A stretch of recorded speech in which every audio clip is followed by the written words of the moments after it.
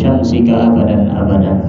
Allahumma anfa'na bima 'allamtana wa 'allimna ma yanfa'una wa zidna ilman bi rahmatika ya arhamar rahimin. Qalu subhanaka la 'ilma lana illa ma 'allamtana innaka antal 'alimul hakim. Rabbi shrah li sadri wa yassir li amri wahlul 'uqdatam min lisani yafqahu qawli. Rabbana innaka jami'un nasi liyaumin la raiba fihi innallaha la yukhliful mi'ad. Rabbana iftah bainana wa baina qaumina bil haqqi wa anta khairul fatihin.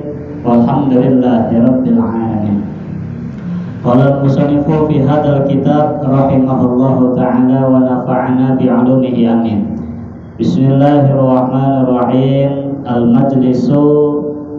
Al-majlisus samina asyara fi dhammil hasadi. Suratul Maidah. Bismillahirrahmanirrahim. Watslu 'alaihim naba'a abna Adam bil haqq. Fataqabbala min ahadihima wa lam yutaqabbal min al-akhar. Qala la'abtulanna. Qala innama yataqabbalu Allahu minal muttaqin. Shadaqallahul adzim.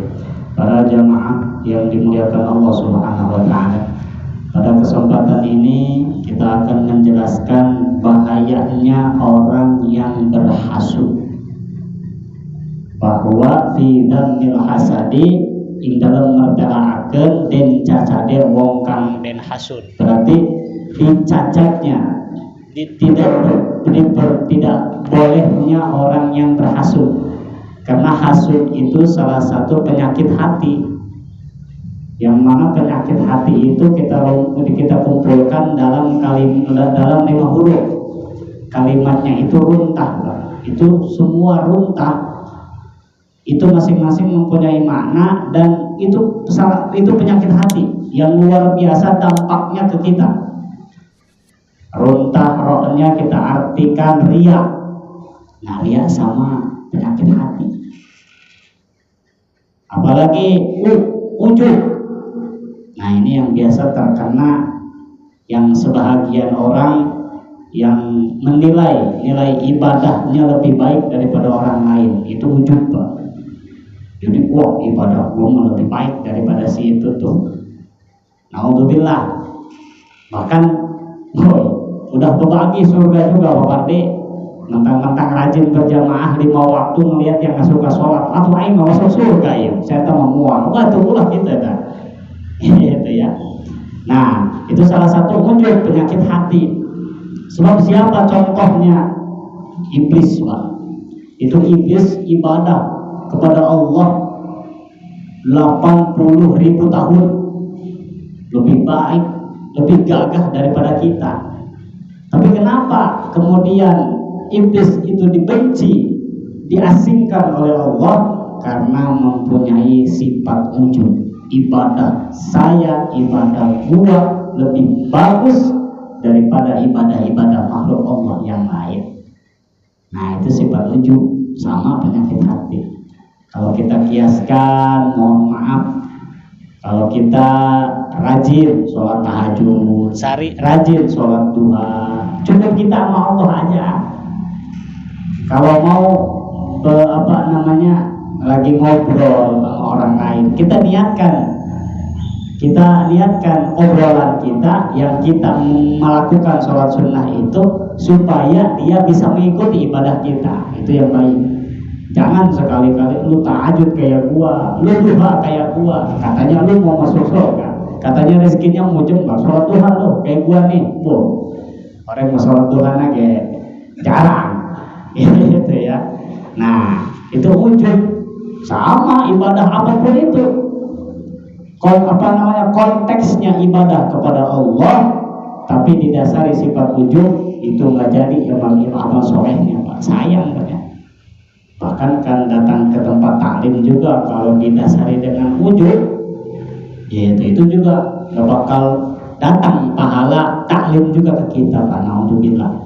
Ternyata ujub itu salah satu penyakit hati. Kita ibadah aja karena Allah, gitu ya. Kalau kita melihat ada orang lain di sekitar kita yang memang belum diberi hidayah oleh Allah, jangan mencaci maki mereka, jangan mencaci maki mereka, gitu ya. Karena hidayah itu bukan dari kita, bukan wewenang kita, hanya milik Allah. Hidayah itu kita hanya cukup mendoakan, jangan saling mencaci maki. Nah, setelah tadi itu mencaci maki itu sama sifatnya ujub. Ujub itu sifat daripada iblis. Nah, apalagi M-nya itu nifak, munafik. Potongan apa? Potongan kalau di Banten itu ada yang namanya, di Jawa itu ada namanya bendok. Di depannya halus, di belakang ngejendol. Di depan mah iya Ustadz, iya Kiai, saya ngikutin sami'na wa atokna, hari dibulieun meurepan. Lah itu mau Ustadz ngomong apa kali? Gitu ya, nggak ngerti. Gitu. Jangan diikutin itu mau Ustadznya. Oh gitu kan, itu namanya apa? Munafik. Nah itu sama penyakit hati. Taknya takabur. Nah ini juga sifat apa namanya penyakit hati sama. Aba wastakbara wa kana minal kafirin. Iblis lagi aja tuh. Iblis sampai tulak cangkeng kalau bahasa kitanya Pak. Gitu ya, saking sombong-sombongnya tidak mau sujud kepada Nabi Adam. Padahal pernah kita ceritakan itu Allah memerintahkan sujud kepada Nabi Adam bukan apa-apa, karena di samping fi ahsani takwim, di samping memang Adam ciptaan Allah yang paling baik, Allah telah menurunkan nurnya Nabi, diturunkan melalui Nabi Adam dan ditempatkan di telunjuknya Nabi Adam. Makanya di situ dijelaskan oleh Allah, diperintahkan oleh Allah, wasjudu, sujud kamu semua kepada Nabi Adam. Illa iblis, kan iblis nggak mau. Kenapa? Merasa wastakbaro, merasa diri paling besar. Nah makanya kalau ada orang yang merasa diri paling besar, gede bulu namanya itu, gede kepala, nah itu penyakit hati. Awas, gitu ya, penyakit hati sama. Nah yang terakhir hasud. Nah ini yang mau kita bahas, hasud. Hasud itu sama penyakit hati Pak. Penyakit hati yang sangat luar biasa dicacatnya oleh agama. Sebab kalau kita sudah mempunyai rasa hasud, artinya iri dengki, hasud itu Pak. Nah secara secara makna itu hasud itu seperti ini Pak. Dia tidak ridho, tidak suka melihat kenikmatan orang lain, yang dia harapkan kenikmatannya itu datang kepada dirinya sendiri. Nah itu hasud, gitu ya. Nah wa kullu nikmatin mahsudun, kan memang biasanya kalau ada orang yang sedang diberikan kenikmatan oleh Allah, entah dari segi dia sedang dipercaya oleh masyarakat, entah dari segi dia sedang lagi banyak harta, entah dari segi dia lagi naik jabatan, naik apa dan lain sebagainya, itu pasti ada orang yang hasud. Nah itu tantangannya. Maka kalau ada orang yang hasud terhadap kita, jangan dibalas hasud lagi. Yang namanya 11-12 setama.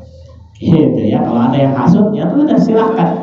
Jangan menghasudi, jangan menghasudkan balik. Sebab itu sama dengan penyakit hati. Nah, ada kata ulama, penawar obat daripada penyakit hati yang sering kita jelaskan. Nah ini yang dalam kesempatan ini saya ambil rujukan daripada kitab I'anatul Talibin Ibnu Hajar Al-Asqalani, menjelaskan bahwa penyakit hati itu bisa disembuhkannya salah satunya yaitu mendatangi tempat-tempat majelis taklim Pak. Nah ini penawar hati nih. Insya Allah dari kelima komponen penyakit hati itu kalau ada yang di diri kita, kalau kita istiqomah datang ke tempat taklim, itu sedikit-sedikit akan hilang kalau kita sering taklim. Nah sebab man dhahaba ila alim wa jalasa indahu wa lam yaqdir ala hifdzi syai'i mimma qalahu atahullahu sab'a karomati. Sebab kata ulama barang siapa Dahama itu bahasa coretannya lunga, berarti dia pergi Pergi kemana? Zahaba ila alim. Dia pergi dari rumahnya menuju ke tempat alim, ke tempat ustadz, ke tempat kiai, ke tempat guru-guru ngaji. Gitu ya. Ila alim, ke tempat guru-guru ngaji. Berarti dia pergi dari rumahnya. Jadi kalau saya tafsirkan surah ini, Pak, tidak sah. Tidak sah untuk siapa? Untuk orang yang dia tidak berangkat dari rumahnya.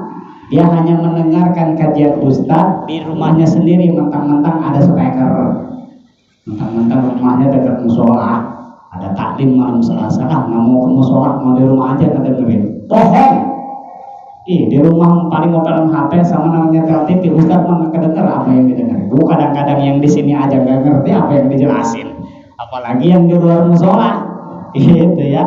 Nah, makanya mandahaba yang pergi, dia pergi menuju ila alim, gitu ya, ke tempat para ustadz, para guru. Kemudian wajalasa indahu, dia duduk di sekitar ustadz. Untuk apa? Untuk mendengarkan siraman-siraman rohani, untuk mendengarkan kajian-kajian, untayan-untayan kata yang diterapkan oleh para alimul ulama. Nah, meskipun walam yakdir ala hifdi syai', ini luar biasanya Pak. Meskipun dia tidak mengerti apa kalimat, apa penjelasan yang dijelaskan oleh ustaz.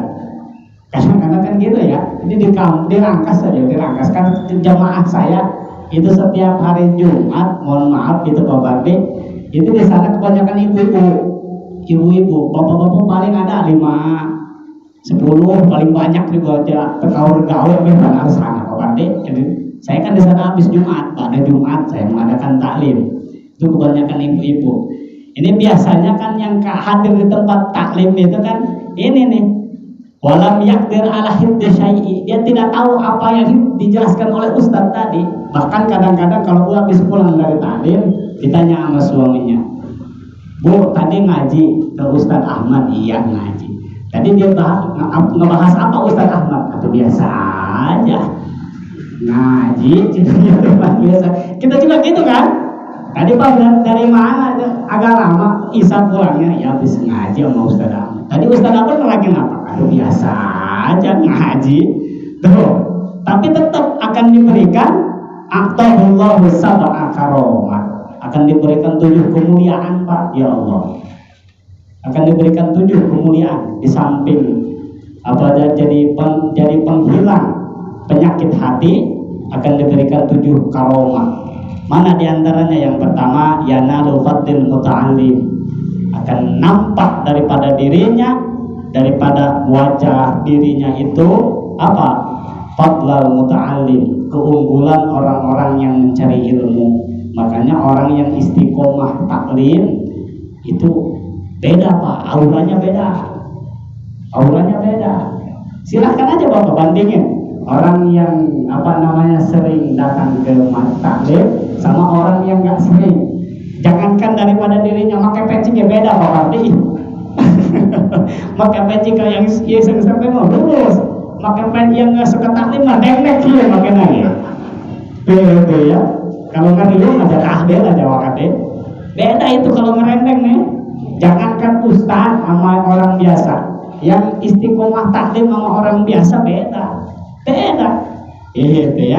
Nah makanya kita beruntung nih, akan diberikan keunggulan nampak daripada diri kita keunggulan orang yang mencari ilmu. Ya Allah, untung ya. Mana lagi? Yang kedua, ma'ada ma'indahu jalisan karena mahbusan anil dunubi wal khotoya. Kita duduk ke majelis ini, terus apa? Madamat jalisan, kita duduk di sini jalisan karena mahbusan. Itu selagi kita duduk di sini, mahbusan anil khotoya wad dunub, dosa-dosa kita, kesalahan-kesalahan kita dihapus oleh Allah. Ya Allah, untuk banyak. Makanya tantangannya itu sanggup deh Pak Ardi. Malas deh ya. Ada aja itu alasan. Kalau dirangkas tuh datang hari taklim atau alasan kadang satu kampung masuk angin semua. Padahal siangnya kerja, malam datang waktu taklim, masuk angin ngedadak. Kenapa nggak taklim semalam? Masuk angin Ustaz, orang mentok. Gitu ya. Karena ini memang luar biasanya pahala orang yang datang ke majelis. Ya Allah, dosa-dosa kita dihapus selama kita duduk. Gitu. Itu duduknya juga mau sambil tidur, mau selonjoran, asal ulah rebahan tadi harapan Ustaz. Kenapa Ustaz baca kitab atau selonjoran ini pada boy HS pada gitu ya. Nah, ini yang ketiga, idza kharaja min manzalihi nazzalat alaihi rahmah. Nah, yang ketiga keuntungannya kita keluar dari majelis ini gitu ya, turun juga tuh rahmat ke diri kita. Nah, sesudah rahmat turun ke diri kita, kita bawa rahmat itu ke rumah kita, akan tersampaikan ke anak kita, ke istri kita, keluarga kita semua mendapatkan rahmat Allah. Ya Allah, itu ya, mendapatkan rahmat Allah, mendapatkan belas kasihan dari Allah. Itu ya. Idza jalasa indahu nazalatir rahmah 'alal 'alim. Nah, tidak hanya orang yang muta'alim, alimnya pun, pengajarnya pun, ustadznya pun sama mendapatkan rahmat dari Allah. Gitu ya. Emang kalau mohon maaf kalau saya katakan tantangannya hanya untuk orang yang taklim? Enggak, sama Pak. Yang ngajar juga kadang-kadang akhirnya rasa sakit mau Pak.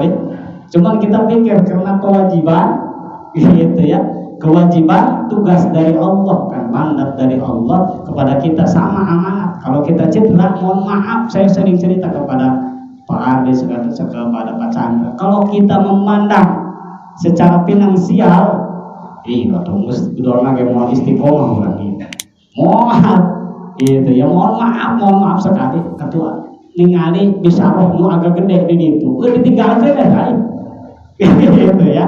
Nah, kalau saya gitu memandang ini daripada tugas Allah diamanatkan kepada diri saya untuk disampaikan kepada umat. Nah, itu emang tantangannya itu Pak. Akhirnya rasa sanggup, itu sama rasa sanggup, gitu ya.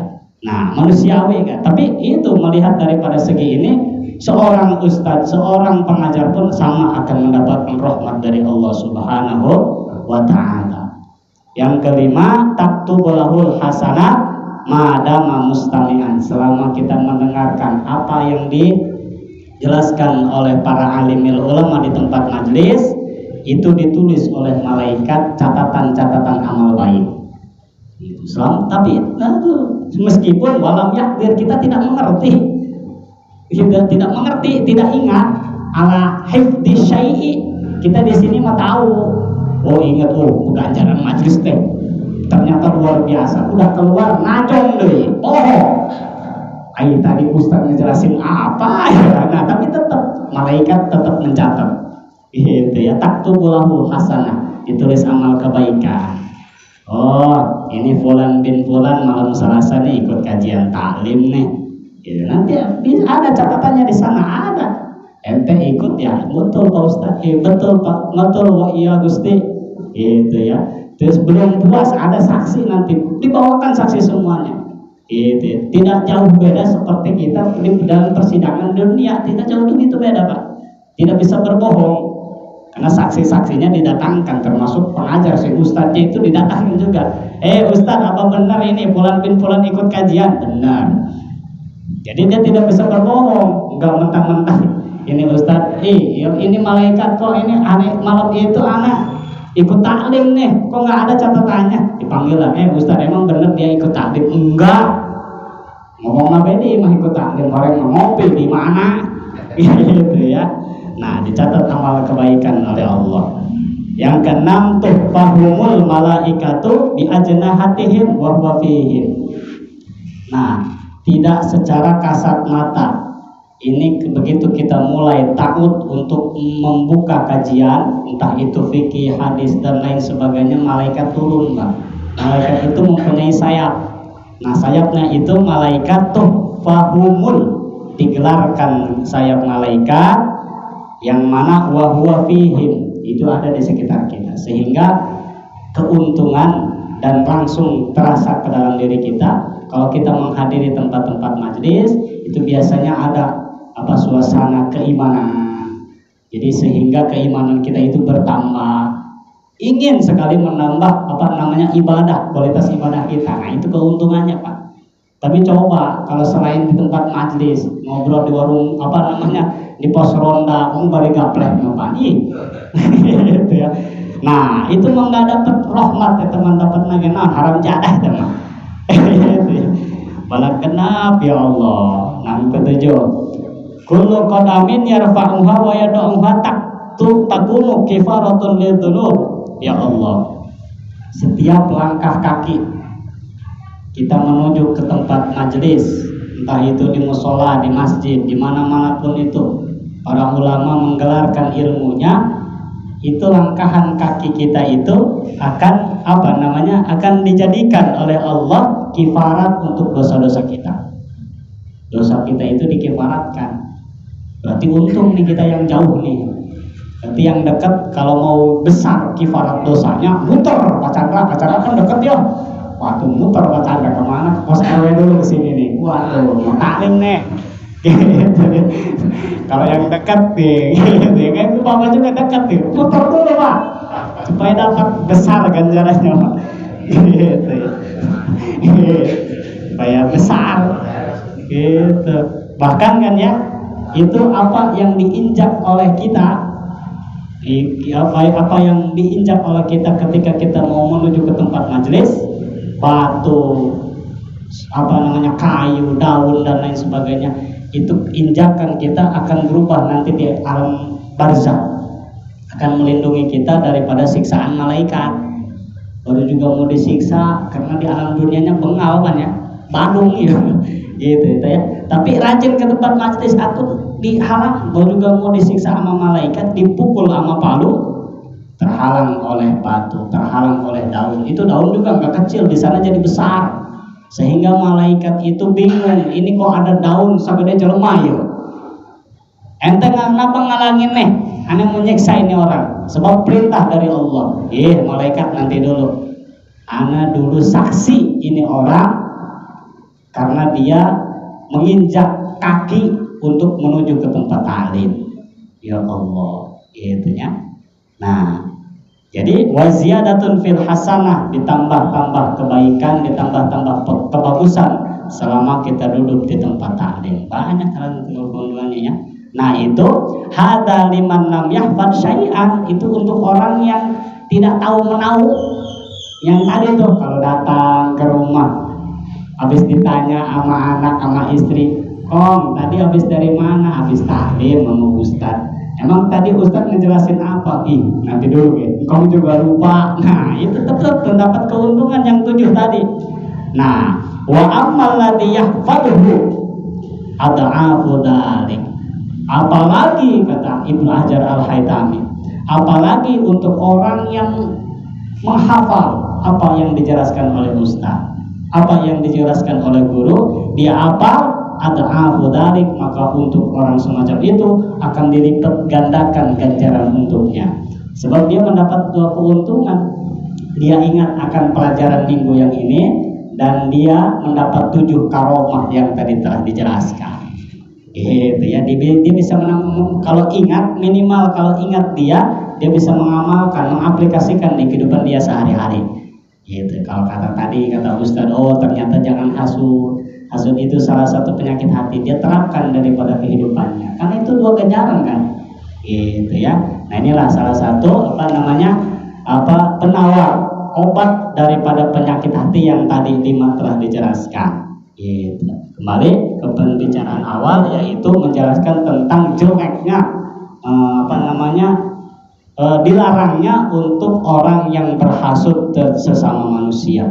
Sebab hasud itu dijelaskan oleh Allah, awal mula penyakit hasud ini Pak, secara singkatnya ya, ini terjadi daripada anak Nabi Allah Adam alaihissalam. Siapa itu? Yaitu Qabil dan Habil. Ini Qabil dan Habil putra kembar, mempunyai putra kembar masing-masing. Ada Iklimah dan Layudha. Dalam satu riwayat ada yang Layudha, ada satu riwayat lagi menyebutkan Labudha. Itu mana-mana aja. Nama saudara kembar Qabil dan Habil, semua itu perempuan. Nah, sesudah itu Ini terjadilah rasa hasutnya. Awal mula terjadi perpecahan belah antara saudara laki-laki ini, Qabil dan Habil. Gara-garanya yaitu kila amada Habil ila kabashin ahsana ma fi gonamihi faqarrabahu wa admara fi nafsihi ridallahi ta'ala. Nah ini Qabil dan Habil beda profesi, Pak. Sesudah mereka dewasa beda profesi. Kalau Habil itu peternak. Peternak itu kan semua ayam, kambing, kerbau. Peternak, pengembala hewan-hewan dia urus. Berbeda dengan Qabil. Kalau Qabil itu petani. Dia yang mengurus padi, dia yang mengurus cabai, dia yang mengurus tomat dan lain-lain sebagainya. Muncul wahyu dari Allah, perintah dari Allah kepada Nabi Allah Adam untuk mentakarubkan, mungkin ke bahasa sekarangnya untuk mensedekahkan. Ternyata sedekah itu ada yang memang dari dulunya, Pak. Udah dikegepan baik, ampun, punya uang 1 juta heman baik dikeluarkan. Padahal bukan hak kita semua, itu bukan. Ada milik orang lain. Kalau kita makan, kalau kita disimpan sama kita aja itu, naudzubillah-nya bisa jadi penyakit kepada diri kita, Pak. Sebab memang dari dulunya itu anak-anak Nabi Adam disuruh takarub, bahasa sekarangnya mungkin sedekah, gitu ya. Hasil peternakan, hasil pertanian sedekahkan di jalan Allah, gitu ya. Nah inilah kembali. Jadi ada tuh Habil menyerahkan hewan ternaknya yang ahsana. Itu yang mana tadi? Ahsana kibashin, paling bagus, sebaik-baiknya hewan ternak Habil serahkan di jalan Allah Subhanahu wa taala dengan secara ridho kepada Allah. Nah, sementara Qabil ini hasil taninya ini dia tidak menyerahkan yang sebaik-baiknya hasil tani. Mau apa? Tahu Bapak apa? Yang apa namanya, padinya itu kalau digiling bukan jadi beras tapi jadi apa namanya, jadi bukan jadi beras lah. Nah itu bahasa rangkasnya hapa itu ya, harus dianginkan dulu. Nah itu lagi yang ngomongin ilmu padi. Nah itu Qabil itu seperti itu, mensedekahkan yang jelek.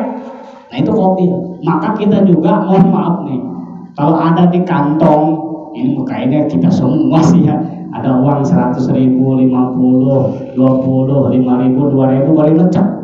Datang keropak itu yang mana yang kita ambil? 2.000 lah lagi ya.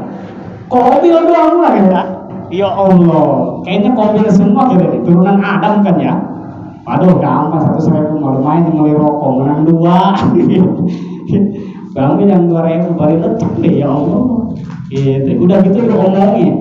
Tadi alhamdulillah udah sedekah tuh ke musola 2.000 diomong. Ya Allah, Qabil itu. Kalau Qabil, ya Allah, Qabil itu seperti itu. Dia hasil taninya itu diserahkan untuk takarub kepada Allah yang jelek. Akmaha tuh di sini dijelaskan. Wa aroda komaha indahu fawadu'aha korbanahuma ala jabalin. Kemudian setelah itu Qabil dan Habil menyerahkan takarubannya kepada Allah Subhanahu wa taala. Kata Allah, wahai Adam, ini hasil yang diserahkan oleh anak-anakmu, serahkan, taruh di atas gunung. Di atas gunung sudah di atas gunung ala jabalin summada Adam alaihi salam panajalat minas sama'i naron. Nah, sesudah itu muncul dengan izin Allah api, dan api itu fa'akalahu, membakar.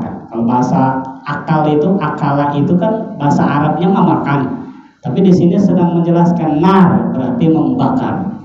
Apinya ini membakar, tapi membakarnya itu bukan hasil daripada Qabil yang peternak, yang padi itu. Api itu membakar hewan hasil ternak milik Habil, sehingga disitulah Qabil merasa iri dengki, cemburu sosial, punya rasa hasud di situ. Gitu ya, disitulah. Nah, padahal saudaranya sendiri punya rasa hasud. itunya, punya rasa iri dengki. Karena apa? Tadi memang menurut riwayat yang lain, selain takaruban, siapa yang takarubnya, yang sodakohnya diterima oleh Allah melalui api tadi, pembakaran tadi, dan juga akan dinikahkan dengan Nyi Iklimah, yang mana Iklimah itu lebih baik daripada Layuta. Sebab daripada riwayat yang lain nih, itu ya, ini Iklimah ini saudara kembarnya Qabil, yang mana Qabil dan Iklimah lahirnya menurut suatu riwayat itu di surga. Makanya Qabil dan Iklimah, ini Iklimah khususnya ya, perempuan yang sangat cantik, lahirnya di surga, Pak. Bayangkan aja, putih luar biasa, beda dengan Layuta. Layuta mah bukan gak cantik, kurang cantik, lain goreng lahirnya, kurang cantik. Kalau misalkan Iklimah mah putih, Layuta mah mungkin hitam gitulah, rada coklat gitu. Gitu ta. Mantap. Ketika dijodohkan gitu ya dengan Iklimah, ini Qabil makin panas. Ya Allah, makin panas. Bahkan turunnya perintah Allah, falam maka Qabil wa Habil wa kana bainahuma sintani, amarallahu taala Adam alaihi salatu wasalam ayyuzawwija Qabil Layuta. Memerintahkan Nabi Allah Adam alaihissalam, wahai anak-anakku, aku mendapatkan wahyu dari Allah Subhanahu wa taala untuk mengawinkan Qabil dengan Layuta. Sementara wa yuzawwiju Habil Iklimah, sementara si Habil dengan Iklimah. Ukhtu Qabil, Iklimah itu saudara laki-laki daripada Qabil. Wa kana Iklimah ahsana min Layuta, Iklimah itu lebih cantik, ahsana, lebih cantik daripada Layuta. Iklimah mah putih, Layuta mah mungkin kayak sawo meureun gitunya. Goreng. Ahsana Layuta. Fabalagu Adam alaihi salatu wasallam dalik wa radiya Habil. Kalau Habil itu ridho atas perintah dari Allah, sementara Qabil wa suhtu Qabil, itu Qabil itu nggak terima, suhtu bendu, hewa, kesal Qabil. Wa qala hiya ukhti. Bagaimana kata Qabil? Kata Qabil, hiya ukhti, Iklimah itu saudara kembarku, yang mana kita itu lahir di surga. Wa ana ahaqqu biha, aku lebih hak, lebih lebih harus, lebih hak untuk mengawini Iklimah daripada si Habil, gitu kan? Nah, wa nahnu min auladil jannah, karena kita lahirnya itu di surga. Itu tuh muncul sifat sombong gitu ya. Wa huma min auladil ardi, sementara si Habil, Layuta itu mah lahirnya di dunia. Lahirnya di dunia itu ila akhiril kisah. Nah, kemudian setelah itu nggak terima, tapi tetap peraturan dari Allah, Qabil tidak terima, disitulah mempunyai rasa hasud. Gitu ya. Makanya dikatakan di dalam qaidah, wa awwalu man hasada fil ardi kana Qabil haitsu hasada akhahu Habil. Orang yang pertama kali hasud di alam dunia ini yaitu Ki Qabil menghasud kan menjadi Habil, sampai ada pembunuhan pertama di dunia ini. Pembunuhan pertama yang mana nanti kita jelaskan. Gitu ya. Sementara wa awalu, gitu ya, wa awalu terjadinya ini mana ya? Nah, sementara awal pula terjadinya hiris, gitu ya, terjadi hiris itu serakah. Terjadinya sifat hiris itu terjadi di dalam diri manusia. Siapa yang pertama mempunyai sifat hiris? Nabi Adam alaihissalam, bapaknya sendiri. Sebab Nabi Adam alaihissalam diciptakan oleh Allah Subhanahu wa taala. Setelah diciptakan, kata Allah, ya Adam, sesudah diciptakan, ini diciptakan juga Siti Hawa, ya Adam uskun anta wa zawjukal jannah wa kula minha ragadan haitsu syi'tuma, tapi wala taqraba hadhihi syajarah. Kata Allah, Adam dan Hawa dan istrimu tuh silahkan nikmati fasilitas yang ada di surga. Mau minum arak silahkan, minum susu silahkan, tidur di kasur yang empuk silahkan, mau makan apapun yang ada di surga ini silahkan. Tapi wala taqrabu hadhihi syajarah. Jangankan dimakan, dekat pun sama kayu ini nih, jangan nih. Apa kayu itu namanya? Yaitu kayu zakum. Wala taqrabu hadhihi syajarah fatakuna minadh dhalimin. Ya Allah. Jadi jangan dekati kayu itu kata Allah Subhanahu wa taala. Tapi secara singkatnya riwayat, ini iblis menggoda Nabi Adam tidak tergoda. Akhirnya iblis ini menggoda Siti Hawa. Tergodalah Siti Hawa membujuk daripada Nabi Adam alaihissalam sampai memetik buah memakan. Nah disitulah terjadi sifat iri serakah. Padahal secara logis Bapak udah mau masuk surga. Apa yang dilarang oleh Allah jelas hanya satu, buah huldi jangan deketin. Udahlah masih banyak buah yang lain kalau secara logika. Tapi punya sifat serakah. Masa sih itu doang nggak boleh? Itu juga. Nah sebagai gambaran kita Pak, sebagai kita juga jangan mempunyai sifat serakah. Itu ya, serakah itu sama tuh, iris penyakit hati. Serakah juga sama tuh. Itu yang mempunyai sifat serakah. Nah sebagian serakah itu adalah sifat Nabi Allah Adam alaihissalam. Sesudah itu pun diturunkan ke alam dunia waktu fajar. Bayangkan Pak, waktu fajar. Waktu fajar itu sebelum subuh, jam 3:30, 4, jam 4 mujuna gelap gulita. Waktu itu belum ada neon, belum ada PLN, belum ada Pak Erick Thohir dong eta. Kehidupan lampu, itu belum ada BUMN dan lain sebagainya. Can aya tah. Sehingga Nabi Adam alaihissalam nyesalnya luar biasa. Dipisahkan dengan istrinya Nabi Adam alaihissalam di India, Siti Hawa ada di Nabi Adam alaihissalam di India, Siti Hawa di Mekah, di Arab Saudi sejauh Pak. Mencari Nabi Adam seraya baca istighfarnya, Rabbana dzalamna anfusana wa illam taghfir lana wa tarhamna lanakunanna minal khasirin. Ya Allah, mencari tidak ketemu sehingga sujudlah Nabi Adam alaihissalam. Dalam satu riwayat sujudnya Nabi Allah Adam alaihissalam sampai 500 tahun. 500 tahun sujudnya Nabi Adam alaihi salatu wassalam, ingin memohon ampunan kepada Allah. Kaduhung itu ya, kaduhung. Nah maka diabadikan di dalam ilmu fikih, di dalam sholat sampai sekarang tuh kita ketika sholat wajib untuk sujud marrotaini, 2 kali. Wajib, rukun itu harus dilaksanakan. Kalau nggak mau sujud namanya nggak sholat itu mah, gitu ya. Kalau ada orang yang umpamanya ibadah tapi nggak mau sujud, itu bukan ibadah itu mah.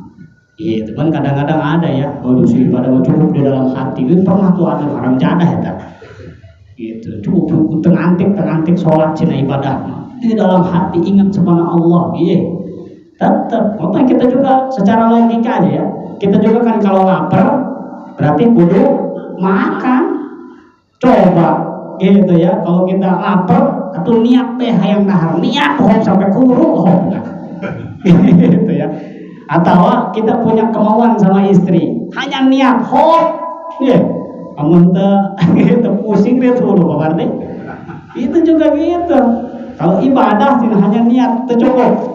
Harus melalui etika yang dinamakan dengan sholat. Sholat ada sujud 2 kali termasuk rukun. Nah pernah kita jelaskan kembali, yaitu sujud mempunyai 7 anggota. Yang pertama jabahah itu kening, tarang. Yang kedua dan yang ketiga yaitu yadaini, kedua tangan. Dilanjutkan rukbataini, yaitu lutut 2. Yang terakhir yang ke-6 dan ke-7 yaitu rijlaini, kaki seduanya. Itu semua harus nempel di atas tempat sujud. Ulah aya nu ngangkang hiji-hiji ya. Jangan ada yang ngangkang. Gitu ya. Kalau ada satu yang terhalang tidak sampai ke tempat pensujudan kita, itu tidak sah sujudnya. Gitu ya. Maka di dalam Fathul Muin pun dijelaskan kalau kita khusus untuk laki-laki nih, kita punya sorban, umpamanya kayak saya di sorban ini pendek. Nah, kalau ketika sujud ini kan ke bawah, ketika sujud itu ke bawah. Nah, ini usahakan sorban kita itu jangan sampai menutupi yang hendak disujudkan oleh kita. Jangan sampai menghalangi kita. Kalau misalkan ada di atas, jangan sampai kita timpah dengan sorban kita sendiri. Itu kalau sorban yang pendek. Berbeda kalau umpamanya Pak Pardi punya sorban pengasih Habib 5 meter misalkan. Ini kan sorban 5 meter ini kan dipakai ke atas, ini paling pasti nyerumbai masih di bawah kan. Mau itu orang mau sujud, mau ruko sampai berdiri, itu enggak robah posisi sorban, itu enggak apa-apa. Nempel anggota sujudnya di atas sorban tersebut, enggak apa-apa. Berbeda dengan sorban yang pendek, yang seperti ini. Ketika berdiri ke bawah, ke atas, ruko, sujud ke bawah, ke bawah. Nah, ini untuk semacam ini jangan terhalang. Jangankan sorban, peci aja, Pak. Kalau lagi sholat kita posisinya seperti ini, itu jangan. Sebab jabahah itu terhalang oleh peci kita. Itu ya, harus agak dibukakan. Jabahah kita terlihat. Itu ya, terlihat. Nah, ini sebaik-baiknya sujud, keafdalannya sujud. Wa adnal kamal, dan di dalam sujud ada pembacaan. Wa adnal kamal. Apa itu? Subhana rabbiyal a'la wa bihamdihi. Wa adnal kamal salasun. Seminimal itu dibaca 3 kali untuk imam. 3 kali. Wah, kata Pak Pardi, ini 3 kali Ustaz masih pendek. Khamsul 5 silahkan. Nanti dijelaskan nih Pak Ope. Summa sab'un 7 silahkan. Summa tis'un hayang kemeh 8 9 silahkan. Summa ahada asyara, dan kemudian 11 itu garis finish.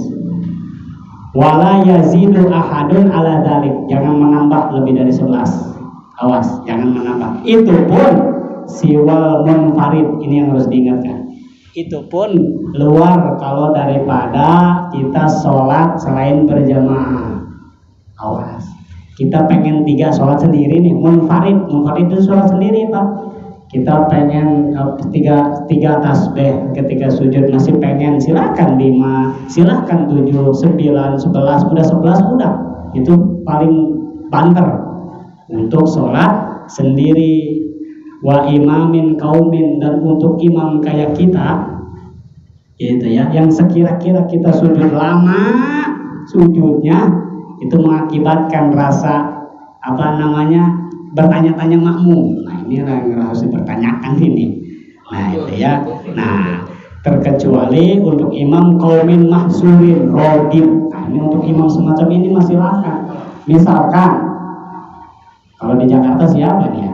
Nah, Habib Rizik adalah Ibe ke Al-Husna sholat isya. Ini jamaah kan pasti banyak. Ini Ibe baca sujudnya itu lama. Ini kira-kira makmum yang diimami sama Ibe ridho enggak? Ridho pasti. Sebab tahu Ibe sujudnya pasti lama. Jajal kopi di depan. Baca 11 kali. Ditanya umum gara ngantung dia. Kebelah amat sujudnya. Nah, kalau kita semacam itu nggak boleh, kata ulama, siwal munfarid. Kalau kita pengen lebih daripada 5, 7, 11 sampai 11, itu kita sholat sendiri aja, jangan berjamaah. Sebab kan imam itu kita harus melihat sikon yang di belakang. Ini kebanyakan yang doyan ibadah, apa kebanyakan yang malas ibadah. Takut ada preman baru tobat pensiun dong ya, diajak sujud lama, aduh kapok Pak. Orang sholat diri atau sujud nakobel aja gitu Pak.